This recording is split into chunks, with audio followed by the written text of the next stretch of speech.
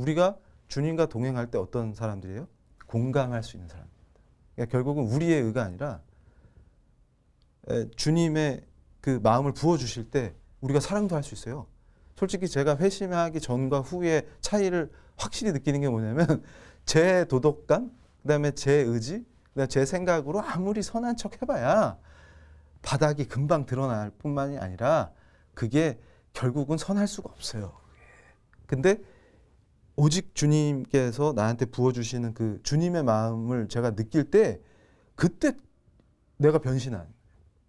그러니까 그게 무슨 말이냐면 도덕 감정론이라는 게 공감할 수 있는 그 능력이 그러니까 제가 얘기를 하잖아요. 우리가 답답한 게 왜 크리스찬 학자조차도 애덤 스미스를 설명하면서 이게 굉장히 도덕적 자본주의를 애덤 스미스가 얘기했는데 왜 그걸 놓치냐 이러면서 유교 사상과 매우 흡사한 점이 있다.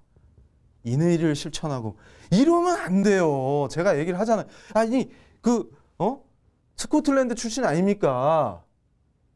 에딘버러에서 주로 활동을 하셨는데 거기가 언약도의 그 엄청난 개혁의 스피릿이 있는 곳이잖아요. 근데 어떻게 애덤 스미스가 그 영향을 안 받을 수가 있어요. 그 신앙에. 아니 그러니까 우리가 갖고 있는 그 본류의 아주 훌륭하고 좋은 그 사상은 덮어버리고 뭐 엉뚱한 데 가가지고 이상한 걸 해요. 그러니까 무슨 얘기냐면 이 자본주의의 병폐나 문제점들이 나온다. 그 우리 탐욕 때문에 그런 건데 신앙인이 위그노들처럼 우리 신앙이 회복되면은 자동으로 자본주의가 바뀌는 거예요. 근데 그걸 자꾸 놓치고 엉뚱한 데 가가지고 무슨 삼인주의랑 타협을 해서 교회가 그걸 수용해야 되지 않을까요? 이런 얘기 하면 안 되는 거예요. 왜 굳이 막스 계열, 그러니까 삼인주의라는 것도 있는데 이건 또 여기서 옆길로 세면 큰일 나는데 그 사회주의 일종인데 어쨌든 여기서 진정을 해야 돼요. 왜냐하면 또 길로 세면은 안 되니까. 그래서 이렇게 아름다운 체제를 우리가 이 종교개혁이라는 게 단순히 캐톨릭을 적그리스도라고 선언하고 이렇게 되는 게 아니고 진짜 신앙 온리 예수님이 현실에서 실현되는 거예요. 그래서 제가 항상 얘기하는 게 종교개혁 500주년이라고 모여가지고 박수치고 지금 행사가 중요한 게 아니고 내 삶이 지금 내 삶 자체가 그러니까 제가 답답하다고 하는 게 아니 무슨 교회랑 정치가 관련이 없어? 그런 말 같지도 않은 얘기가 어디서 나와요. 왜냐하면 신앙인이 제대로 된 신앙을 삶 속에서 살아내버리니까 경제 체제가 만들어지고 자본주의가 되잖아요. 이게 도덕적인 자본주의가. 그러니까 이게 오토매틱이라니까. 그러니까 이걸 하려고 한 게 아니라 신앙인이 신앙인으로서 직업 현장에서 소명의식을 가지고 제대로 신앙인으로 살아버리니까 아름다운 자본주의가 나오고 정치를 나의 왕은 온리 주님뿐이십니다. 이렇게 선언하고 살아버리니까 자유주의가 나왔다는 얘기 아니에요. 지금 거꾸로. 그러면 우리가 종교개혁을 500년을 기념하는 게 뭐가 있겠어요? 내 삶이 바른 신앙인으로 변신하면 그게 개혁이지. 그러니까 제가 얘기하는 게 뭐냐면 지금 마오이즘이나 좌파들 이 해방과 혁명에 대해서 얘기할 건데 이 사람들이 이게 진보라고 얘기하지만 사실은 최악의 퇴보예요. 이게. 그러니까 이 방향으로 인간이 가면은 다 죽어요. 다 죽어요. 그래서 진정한 인류사의 진보는 종교개혁이다. 제가 그걸 얘기하는 거예요. 그러니까 인류 역사에서 인간이 가장 진보한 게 언제냐? 그러면 종교개혁이에요. 종교개혁. 우리 스피릿이라고 우리. 그러니까 주님만 그분만을 왕이라고 선포하고 나가는 그 철저한 신앙. 이해가 되십니까? 그거예요. 그러면 되는 거예요. 그게 엄청난 인류사의 진보를 했다는 거예요. 그러니까 예를 들어서 지금 뭐 보수니 진보니 이런 얘기할 때 제가 기가 차는 게 사실 보수가 뭡니까? 가치를 지키는 거예요. 그랬더니 이익을 지키는 자로 변신하니까 욕을 먹는 거예요. 무능해지고. 근데 무슨 가치를 지킬까요? 이 가치가 있네 여기에 좋은 게. 이해가 되십니까?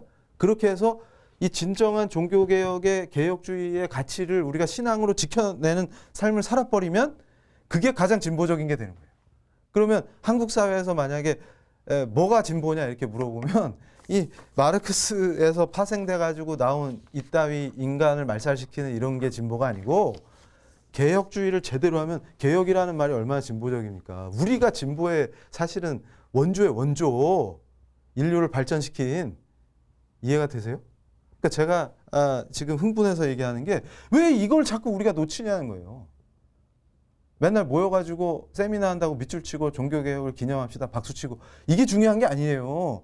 우리가 이 진짜로 소명의식을 가지고 우리 직업을 신앙 자체로 살아낼 때 이게 개혁이 되는 거지. 그러면 세상 자체가 좋아져요. 제가 장담하는데요. 도시에 좋은 교회 하나만 있어도 그 도시가 밝아지잖아요. 그러면 대한민국의 이런 아름다운 진정한 교회들이 하나씩만 있으면 도시마다 대한민국이 엄청 좋은 나라 되는 거예요. 그러니까 우리가 힘을 내야 돼요. 그리고 기도하고 나아가서 내 삶을 철저하게 신앙으로 살아버리고 이렇게 되는 거죠. 이게 진정한 진보다. 그런데 이 사람들은 아까 뭐가 진보라는 거예요? 이 자본주의가 그러니까 결국은 우리 스피릿이 떨어지고 주님보다 물질을 더 숭배하게 되고 주님이 왕이 아니고 내가 왕이 되면 안 될까? 이 죄성이 스멀스멀 기어 나오는데도 이 신앙이 약해져 가지고 그게 이겨버리고 죄를 못 이기는 자들로 변신해 갖고 돈 좀 생겼네 이러면서 사치향락이나 하고 죄지러 다니고 이런 짓을 하면은 이게 타락하고 저질스러운 물신 숭배의 자본주의. 그러니까 지금 막스가 공격한 이 물신 자본주의로 전락하니까 이분들이 공격 포인트를 잡을 수가 있는 거예요. 그래서 이거 싹 쓸어버리자. 이래가지고 자 기다리면 알아서 고사할 거지만 언제 기다려? 그럼 뭘 해야 돼요? 프로레타리아의 혁명을 해야 돼요. 그러니까 잘 보세요. 자 부르주아들이 시민혁명을 해가지고 입헌주의, 헌법도 만들고 자유민주주의 체제도 만들고 자본주의, 그러니까 경제적 자본주의, 정치적 자유주의 이렇게 해가지고 서구의 근대사회를 열었어. 헌법도 만들고 박수 이러면서 우리 국민의 기본권은 이런 거 있고 이 기본권을 보장한다 이러면서 짠짠짠 하면서 근대 정치가 등장했다. 그런데 그것이 결국은 부르주아 혁명이었다. 계급적으로 보면. 근데 이제 프로레타리아 계급이 무산자죠. 이 프로레타리아 계급이 혁명을 해갖고 요 법과 국가가 소멸되는 그러니까 일단 혁명을 하면 어떤 상태가 되냐면 요게 무시무시한 거예요. 프로레타리아 독재로 갑니다. 요거를 공식화해요. 그러니까 프로레타리아 혁명을 성공한 다음에 이행기 그러니까 진정한 공산주의로 가기 전에 그 중간 단계로 이행기를 겪는데 요게 사회주의예요. 요 이행기가. 요 기간 동안 뭘 해야 되냐면 프로레타리아 계급이 독재를 해버려야 된다. 그래가지고 이때 부르주아 잔재를 싹 쓸어버리고 정화를 해야 돼 일종의. 그래가지고 그걸 싹 성공하고 나면 이행기로서의 사회주의가 성공하고 나면 자동으로 이상적인 공산사회로 넘어간다. 이게 이 사람들의 이론이다 그거예요. 그러니까 무슨 얘기냐면 자, 그러면 교수님 68혁명에서 얘기하는 혁명은 뭐죠? 그러면 지금 이 사람들이 보통 막스 레닌주의자들이 얘기하는 혁명은 뭘까요? 그럼 이 프로레타리아 혁명을 해갖고 프로레타리아 독재 체제를 만들어라 이거예요. 그러면은 이게 바로 사회주의 혁명이죠. 그런데 68혁명 했던 젊은이들은 유럽에서 이걸 주장하진 않았다면서요. 그럼 이거 뭡니까? 이렇게 물어볼 수가 있죠. 그러니까 제가 우리 성도님들한테 말씀드리는 게 이게 재밌는 게 뭐냐면 아예 영국에서도 이 이스트 런던 프라이드 행진 뭐 이런 거 해요. 그래서 동성애자들이 런던에서 행진하고 이러는 건데 이게 이제 뭐 퀴어 축제도 벌이고 한국에서도 하잖아요. 이거 기획자가 사회주의자예요. 이분이 쓴 책을 제가 나중에 소개해 드릴 텐데 분명히 밝히고 있어요. 이 책의 핵심이 뭐냐면 두 가지예요. 하나는 혁명을 완수하자. 근데 혁명의 목표는 뭐냐면 자본주의의 멸절 이렇게 딱 표현합니다. 자본주의를 끝장내자. 근데 동성애가 바로 그 투쟁의 전략 전술의 핵심이다. 이거를 본인들이 밝히고 있잖아요, 지금. 본인들이. 그러면서 뭐라고 얘기하냐면 교회가 최대 적이다. 이것도 밝히고 있어요. 왜냐하면 자기들 혁명의 최대 걸림돌이 교회예요. 또 왜 그럴까요? 제가 아까 설명을 해드렸죠. 요걸 이해하시면 그 구조가 이해가 되는데 이분들이 혁명을 하는데 왜 교회가 항상 걸림돌이냐? 그러면 요거예요. 자본주의를 끝장내야 되는데 자본주의의 배후에 누가 있어요? 시작 때부터 프로테스탄티즘이 있잖아. 개혁주의를 주장하는 교인들이 있잖아요. 기독교인들. 그러니까 기독교 교회는 뭐예요? 이 자본주의와 자유주의의 사실상 정신적 기반이잖아. 그런데 교회가 버티고 있으면은 혁명이 안 돼요. 아까도 제가 말씀드린 것처럼 왜냐하면 이 사람들이 계급의식을 가지고 단결을 하고 프롤레타리아트의 계급의식을 가지고 단결을 해가지고 싸워나가야 되는데 제가 자꾸 CTS 우리 PD님들 예를 드는 게 여기 PD님들이 계급의식이 없어요. 이게 심각한 문제예요. 이분들이 볼 때는 아니 자기들이 노동자인데 왜 계급의식이 없어. 아니 지금 무산자로서 여기 와서 임금을 받으면서 자기 노동을 상품화해서 일하고 있는 분들이 프롤레타리아트의 계급의식이 없어. 왜 없을까요? 이분들이. 오히려 이분들은 신앙이 더 뜨거워. 그러니까 이런 사람들이 있으면 혁명이 되겠어요?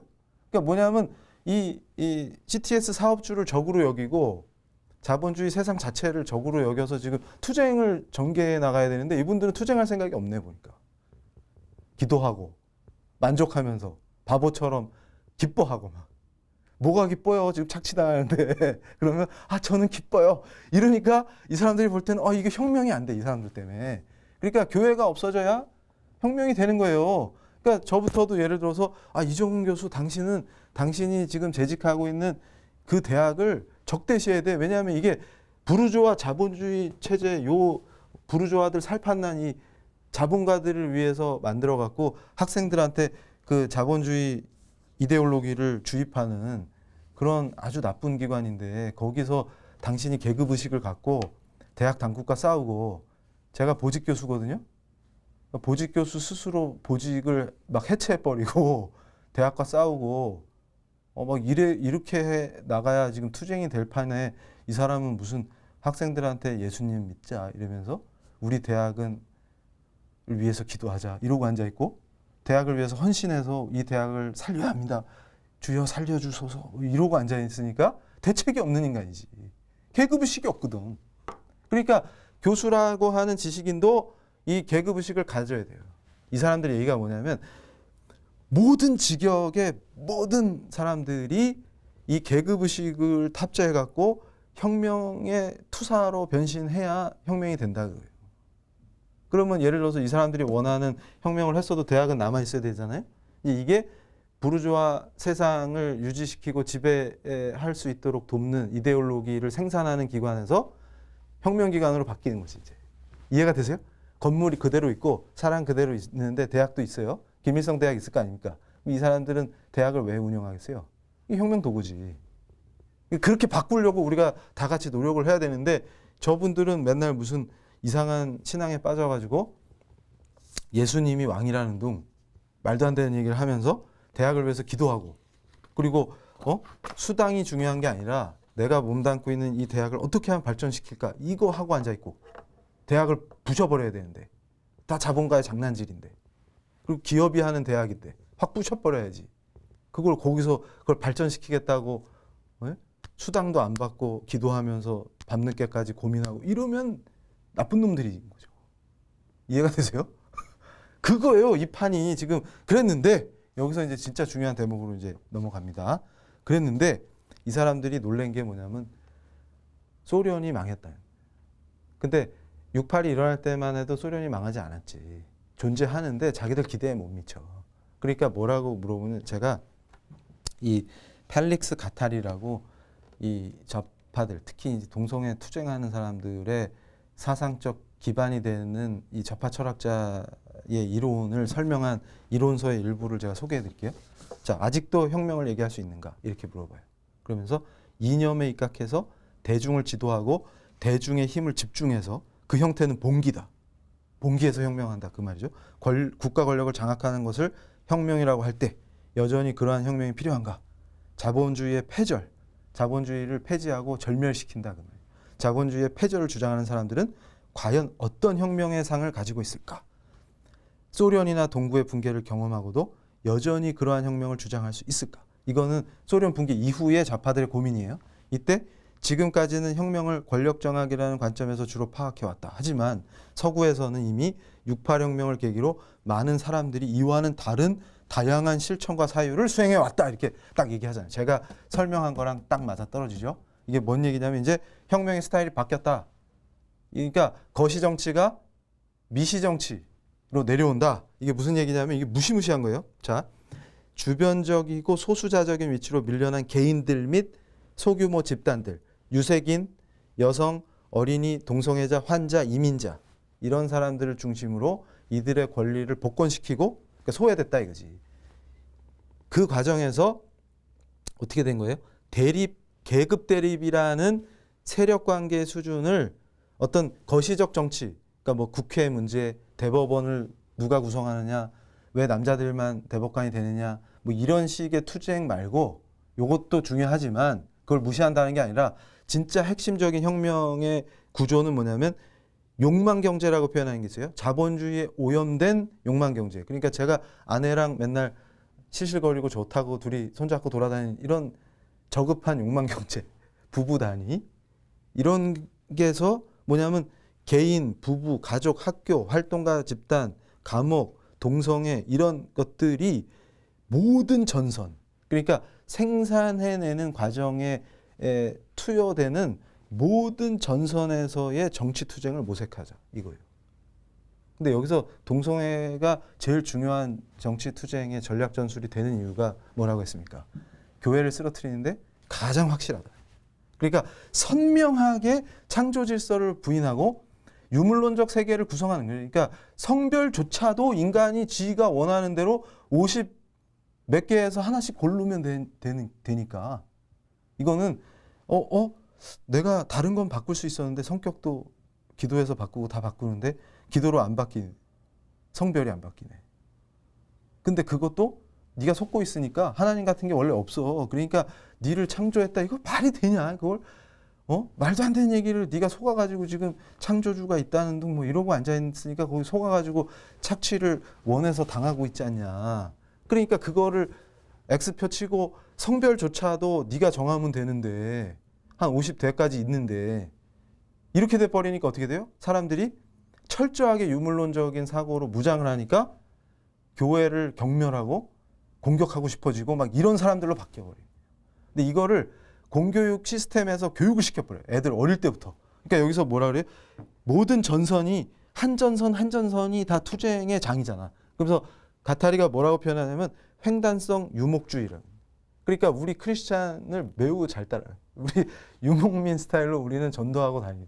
그러니까 얘네들은 뭐냐면 유목민처럼 자기가 가는 곳마다 혁명의 전투를 벌여라 그거예요. 그러니까 이게 핵심이 뭐냐면 부부의 은밀한 침실조차도 이제 정치 투쟁의 장이 되는 거지. 무슨 얘기냐면 부부가 침실에 들어왔어요. 그럼 성관계를 어떻게 하겠어요? 기본적으로 남성과 여성의 결합이라는 관점에서 결합을 하죠. 이게 문화적으로 성관계도 권력의 문제다 이렇게 보는 거예요. 그러니까 남성 중심적 가부장 권력이 성관계까지도 지배하는 거예요. 남성 중심으로.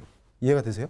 그러니까 결국 여성이 여기에 저항하면서 이런 방식으로 난 성관계를 안 해. 이렇게 치고 나서 저항을 하라는 거예요. 그런데 이게 신기한 게 뭐냐면 부부의 행복도 그 가정이 주님의 가정이 될 때 행복해진다. 예수님의 사랑으로 서로 더 아껴주게 되고 사랑하게 되고. 근데 얘네들은 항상 어떻게 보냐면 이거를 지배 피지배 종속관계 뭐 이렇게 가요. 그러니까 여성은 종속돼 있고 지배당하고 있다. 근데 사실 이 방송을 제 아내도 보겠지만 사실 제가 지배를 당하고 이런 얘기 하면 공개적으로 안 되는데 근데 어쨌든 권력 관계가 사실상 그 뭐 가부장 뭐 남성이 지배한다 이거는 조선시대 얘기 뭐 이러면 또 반발이 있으시면 안 되니까 anyway 그렇다는 거죠. 그런데 이거를 굳이 그렇게 해갖고 부부 침실이 정치 투쟁과 혁명의 장이 되는 거예요. 그러면 부모 자식 이런 관계도 마찬가지죠. 그러니까 보세요. 자, 이 명확한 창조 질서를 보여주는 부모를 엄마 아빠가 있는데 애가 이제 부모 1, 2로 부르죠. 아마 깜짝 놀라실 거예요. 미국 여행 가시려고 그 작성하는 거 있잖아요. 미리 작성하는 거. 그거 보면 페어런트 1, 페어런트 2 이렇게 나와요. 엄마 아빠가 아니에요. 이해가 되세요? 지금 상황이? 그 지경에 갔다는 거예요. 그 혁명을 지금 하고 있다는 거예요. 그렇게 해야 이게 진정한 혁명이 된다. 이 방향이잖아요, 지금. 그러니까 요 혁명을 지금 밀어붙이는데 목표가 뭐라고요? 자본주의의 멸절이다. 그러니까 결국은 이 사람들이 인권으로 포장해갖고 제가 이제 한국에서 국가인권위원회가 레닌의 전위당 역할을 하고 있다 이런 거 충격적인 얘기 또 제가 설명해 드릴 건데 그건 이제 마오를 알고 보면은 더 이해가 잘 돼요. 그래서 이제 그럼 교수님 이 사람들 6.8 혁명 이후에 하고 있는 이 자기들이 생각하는 이 혁명의 과정에서 동성애가 정치 이 전략 전술로 지금 활용되고 있는 건데 요걸로 법도 세팅하고 국가의 성격 자체를 바꿔버리고 가정을 해체하고 이런 거예요 지금. 그리고 가족을 우리가 생각하는 엄마 아빠가 결합해서 자녀가 있는 이 가정 구성이 아니고 다양한 형태의 가족의 구성, 내가 원하는 대로 구성해봐. 뭐 이런 식의 말도 안 되는. 그래서 지금 제가 지난 시간에도 얘기했지만 영국 같은 경우에 교회가 다 황폐화된 상황에서 이 혁명이 진행되는 과정에서 제일 많이 훼손된 게 생명윤리다 이겁니다. 인간을 기계처럼 찍어내는 거를 당연하게 생각하고 낙태는 당연한 거죠. 그러니까 생명 경시이죠.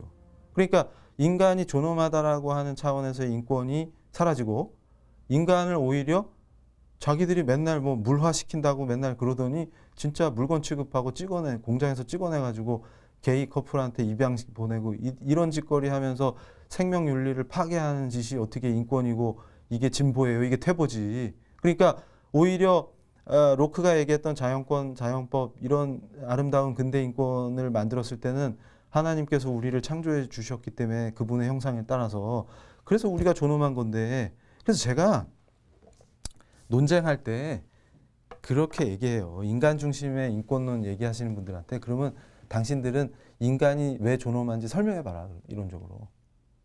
그럼 내가 당신들이 내놓는 이론에 정말 들어보니까 진짜 그렇네요. 이렇게 공감이 되면 내가 당신들 이론을 따르겠다. 한번 얘기해봐라. 그래 봤자 내놓는다는 얘기가 별거 없어요. 그러니까 결국은 이 법학자든 정치학자든 누가 얘기해도 이 근대적인 이 인권 사상에서 기독교와 신학이 기여한 바를 부정할 수 있습니까? 그러니까 독일의 유명한 헌법학자 슈타르크 교수님이 자기 책에서 강력하게 얘기했잖아요. 이 교회와 기독교가 인권 사상에 끼친 영향은 엄청나다. 이걸 누가 부정해요? 어떤 정신 나간 정치학자나 법학자가 그걸 부정하겠어요. 그런데 문제는 뭐냐면 시간이 갈수록 이 색깔을 빼는 게 세련되고 앞서간 이론처럼 지금 가잖아요. 근데 그거 빼고 설명해 봐라 이거예요. 뭐가 존엄하냐? 그냥 기껏 찾아내는 게 칸트 철학에서 이성주의 같은. 인간이 이성이 있지 않냐? 그러니까 자율적 존재고 자율성을 갖고 있으니까 오토노미가 있는 존재니까 이게 존엄하다. 이렇게 설명해요. 그래서 제가 그 뭐라고 얘기하는지 아십니까? 성도님들 잘 들어보세요. 그 요즘 AI 시대잖아. 인공지능. 인공지능이랑 바둑두면 이길 수 있어요? 그러면 얘가 더 똑똑하네. 요새 뭐 의사 노릇도 하고 판례도 찾아할 수 있는데 변호사 역할도 할 수 있는데 그러면 아니 우린 맨날 시험 보면 50점 맞는데 AI가 더 똑똑하네. 그러면 AI가 더 존엄하네. 아니 저나 여러분보다 AI가 더 존엄하네. 맞아요? 그게 공감이 돼요? 뭔가 이상하다. 이게 껄쩍지근하죠. 그러니까 내가 설령 수학 시험 보면 50점을 맞을지라도 나는 존엄하고 싶은데 너는 50점 맞으니까 90점부터 존엄. 80점은 보통 존엄. 그 다음에 그 밑으로는 안 존엄. 이렇게 가요? 50점 이하는 존엄하지 않나? 이러면은 말이 안 되는 거예요. 근데 그거를 말이 안 되잖아요. 그러니까 결국은 하나님 빼고 하려니까 안 돼, 이게. 그러니까 제가 말씀드리지만 이제 구체적으로 이게 마오 얘기한다더니 우리 개혁주의만 잔뜩 얘기했네. 근데 마오도 나옵니다. 근데 지금 시간이 부족하면 바로 다음 타이밍으로 가니까 걱정하지 마세요. 아니 마오가 유토피아 만든다고 이 난리를 쳐갖고 대약진 운동, 문화대혁명 이런 거 했는데 이거 해갖고 뭐가 남았어요? 대약진 때 4,500만 죽었죠. 문화대혁명 때 조금 덜 죽었는데 다 숙청이에요 이게. 정권 노름이에요. 그러니까 자기를 우상화시키고 자기 독재 강화하는 다 정권 노름에 이 인민들이 다 이용당한 거야. 그런데 제가 지금 충격을 받는 게 한국의 몇몇 좌파 이론가들이 대학생들한테 마오는 항상 인민을 중심에 둔 정치가다 이런 식으로 가르쳐요 또.